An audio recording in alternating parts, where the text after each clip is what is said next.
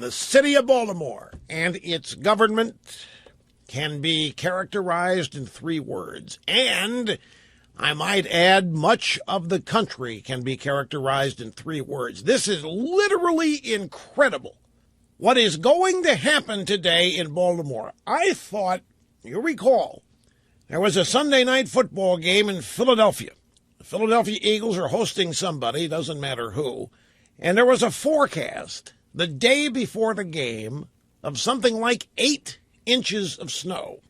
The mayor of Philadelphia canceled the Sunday night NBC telecast, canceled the football game because of the snow and all of the problems it might cause. And I thought at the time, we are being wussified. The wusses are taking over. The wusses are winning. I could not believe it. I remember football games in Denver played in 25-inch snowstorms, and the players loved it.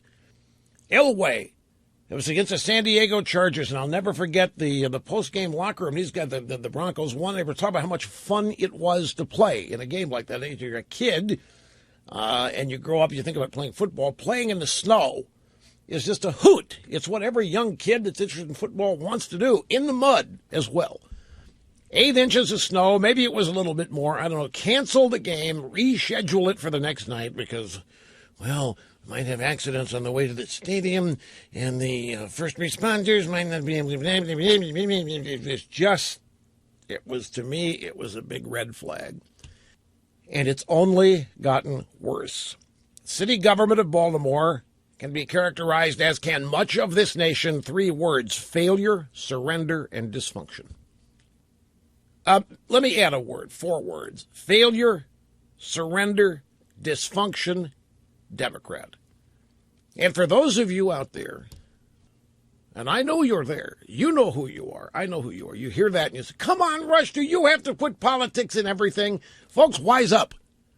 It is politics that's dictating everything that's happening in this country. There isn't a thing that matters, that's affecting our culture, seemingly insignificant to you, that isn't being caused by politics. And if you don't understand it, it's time to get up to speed and figure out for yourself why all of this is happening, because it is nothing but politics. Let's take a look at what the Democrat Party celebrates, shall we? The Democrat Party celebrates single motherhood. Whenever anybody, particularly Republican conservative, but when anybody comes along and starts touting family values, what does the Democrat Party do and members? They condemn it. What in the world is there to condemn about family values? What in the world could possibly be negative or wrong about family values? Well, now, I know the answer. No, I'm asking these questions rhetorically. I'm trying to get people to wake up and see what literally is happening here. All of the traditions, all of the institutions that have defined this nation, that have set this nation apart, that have made this nation the greatest on earth, are under assault and have been for years by the Democrat Party. And it's coming into sharp focus now because it is effective. The attacks on the traditions and the institutions are succeeding. And one of the reasons they're succeeding is everybody's laying down. Nobody is resisting. We're afraid of offending people. Criminals are now victims. We feel sorry for them. Remember yesterday we had the news the Baltimore City Council was proud to announce that the Crips and the Bloods had come together to help solve the problem. The criminal gangs are being celebrated as problem solvers. Who's running the town then? Who's running the city? By the city councilman's own admission. We celebrate single motherhood. Take a look at this mother. Her name escapes me at the moment. The one who saw her son on TV in Baltimore in a riot with a brick in his hand and left her house, went out and found him and slapped him upside the head and brought him back inside, and she was a hero. And she's been all over the network morning shows at CBS this morning. In fact, I've got sound bites here if I can remember where it is. Find it for me, Mike, while I'm doing this, and shout in my ear what the numbers are. The point is, this woman's being celebrated as a hero. This woman has 6 kids, no husband, no job. She just moved into a new house. She has no means of... She's trapped. This is a woman who's obviously trying. She is trapped. Thank you. She is trapped in a city. She's trapped by a political party. I'm not saying she has no responsibility for the situation she's in. Don't misunderstand. But clearly, this woman wants a different life, wants a different way. She's being celebrated as a hero, which is a good sign. But nevertheless, her circumstances are sad, infuriating. 6 kids, no husband, don't know how many fathers were involved or how many men were involved. No job, no prospect for a job. The economy stalled. The growth rate is less than 0. It's an absolute disaster that is happening in way too many parts of this country. And single motherhood is one of the big selling points of the Democrat Party. The Democrat Party has celebrated, lionized, promoted single motherhood. Why? Because the Democrat Party gets to be the dad. The Democrat Party running the government, state, federal, local, you name it, they get to be the husband. With no concern for what it is doing to the people involved. It's destroying them. It's destroying their dignity. It's destroying their future. It is entrapping them into lives of servitude and no dignity and dependence on a system that has been proven to be ineffective in supporting them and helping them. How many years has this been going on? The evidence is in. It doesn't work. It's destroying things. It's destroying cities. It's destroying people. And yet the foundation, the building block for good, solid futures, at least the opportunity for one, the American family, under assault by the Democrat Party. Whenever anybody comes along and touts family values, they're laughed at, they're mocked, they're made fun of. And the reason is they're a majority, or they used to be. And as a majority, it's unfair they're that way. We have to pay attention to the people who aren't. We have to pay attention to people with broken families. Well, who broke the families? Who enabled that to happen? Democrats. We end up feeling sorry for criminals. Yeah, we feel sorry for them. We feel sorry for the Crips and Bloods. We feel sorry for all these poor victims, and they're the ones that get all the attention. And then Mrs. Clinton comes around and says, we're putting too many of them in jail today. When do we get to that soundbite? We got Mrs. Clinton and a couple soundbites. She spoke out today. We are incarcerating too many people. And I'm going to let you hear a soundbite from her husband back in the 90s praising his 100,000 new cops idea. It was her husband's idea to put all kinds of new cops on the street in this country to deal with crime. 20 years ago. Guess that doesn't count anymore. Now we have too many cops, and now we have too many cops pursuing too many criminals, and that must stop. Really, seriously, Democrat Party, thank you. Our exceptional nation was built on an exceptional Constitution and was built on families and the concept of freedom and liberty and private property. Families where children have 2 parents and at least one of them has a career. And that is attacked. That is mocked. That is laughed at. That is said to be old-fashioned. That is said to be unworkable because it doesn't work for everybody. Look where the Democrat Party has focused their attacks. Let's take a look at this. This is not me claiming anything. I'm just pointing things out. The Democrat Party has been attacking marriage as it has existed for millennia. The Democrat Party is attacking Christians and Christianity as it has existed for millennia.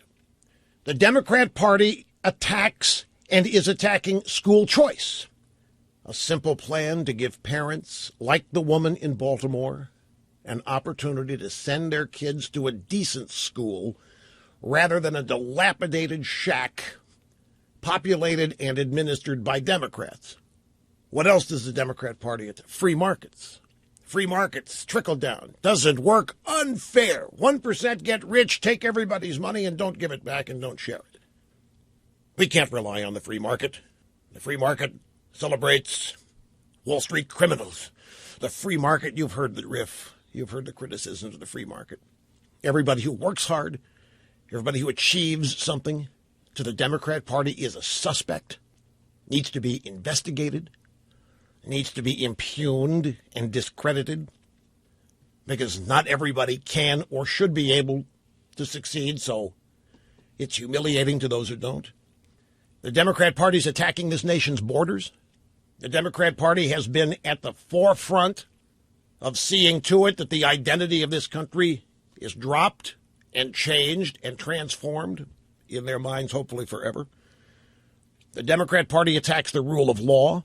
I mean, I could go on and on. The Democrat Party's enemies list is every successful big corporation, big beer, big beverage, big oil, big pharmaceutical, big retail, big auto. Take a look at who they attack each and every day. Industries, individuals, people, institutions. And they claim none of it works. It's unfair. It's unseemly. And look at what they end up providing as an alternative. I give you Baltimore, Detroit, pick your spot. Go anywhere where the people attacking everything traditionally, institutionally great about this country, go anywhere where those people are running things the way they think things should be run, and ask yourself if you'd want to live there, if you had a choice. Now we have the Baltimore. And what's the prescription? What's the prescription for a cure? Why, more of the same. Barack Obama says that the problem is the fault of the Republicans. Did you hear that? And you know why? You know, the Republicans have stood in the way of funding. The Republicans have refused to allow funding and spending for the inner city because the Republicans, he didn't say it, it's implied, are racist pigs. It's funny how all of this always comes back, as far as the Democrats are concerned, to the Republicans' fault, and you can't find a Republican anywhere in Baltimore that has the power to do anything, and you haven't been able to for 50 years. Same thing Detroit, same thing anywhere where the left has been in power for decades. You can't find a Republican to blame. They aren't there, not in positions of power. According to the Heritage Foundation, since 1965, American taxpayers have spent over $22 trillion on anti-poverty programs, 3 times the cost that we have spent on all the wars in our history. And Barack Obama says the Republicans are responsible for Baltimore because they have stood in the way of funding. In the mid-90s, the figure was $5 trillion. We had transferred, there had been a transfer of wealth or a redistribution. $5 trillion had been spent on the welfare state as of the mid-90s. That figure is now $22 million. Look at how much we're spending per student in the public school system, 17, 20 grand. And if you look at Baltimore, 16%. 16% can read and write at an 8th grade level. Those people end up being in the gangs, and that's who we're told hold the keys to solving the problem. City Council says so. $22 trillion. That, again, 3 times the cost of all of the wars in our entire history. And there's going to be a baseball game there today in about an hour and 45 minutes. They're going to play a baseball game, Camden Yards, and they're not going to let a single person who built it into the place. The taxpayers are not being allowed in. Why? It's too dangerous. It's too provocative. We can't guarantee safety. They're going to play a baseball game. Chicago White Sox, the Baltimore Orioles, and there's not going to be anybody in there but the media in the press box. Unfreaking believable.